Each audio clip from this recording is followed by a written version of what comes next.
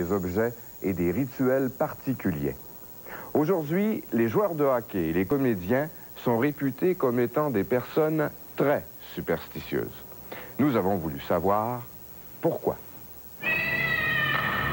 Les superstitions existent depuis la nuit des temps, car on veut tous favoriser la chance et éloigner le mauvais sort. Quand on arrive sur une scène, alors qu'on commence les répétitions et si on trouve un clou tordu, c'est de la chance. La superstition, je pense, surgit surtout de la force des émotions, de la crainte, de ce qui pourrait nous faire du mal. Le rituel des équipes de la Ligue nationale de hockey, c'est vraiment à tous les matchs. Mais à tous les matchs, il y a le désir de vaincre et la peur de perdre. Les rituels superstitieux prennent alors une importance capitale. Gilbert Diane, qui arrive avec le Canadien l'an passé, à un moment donné, son premier tour du chapeau dans la Ligue nationale, il se met à repenser au match. Qu'est-ce que j'ai fait de spécial? Ah, j'étais malade un petit peu avant le match, j'ai pris du Bromo Seltzer.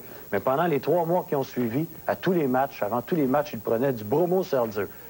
Quoique presque ignoré par les médias, le rituel des joueurs de hockey professionnels n'est pas pris à la légère. La prochaine fois que vous irez au Forum ou au Colisée, arrivez un peu plus tôt et remarquez le rituel des équipes, comme celui du Canadien, par exemple, ou des Nordiques. Des rituels comme ceux-ci, ou comme celui de Patrick Roy qui parle ses poteaux. Les gars sont tellement superstitieux.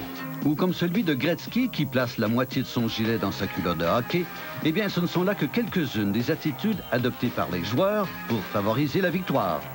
Il n'y a pas beaucoup d'athlètes qui ne sont pas superstitieux. La façon d'enrubanner le bâton. Patrick Lebeau, l'ancien du Canadien, de l'organisation du Canadien qui est rendu avec les Flames de Calgary, lui, il va passer une demi-heure à choisir ses bâtons avant le match. Il y regarde pareil comme si c'était un objet, une œuvre d'art.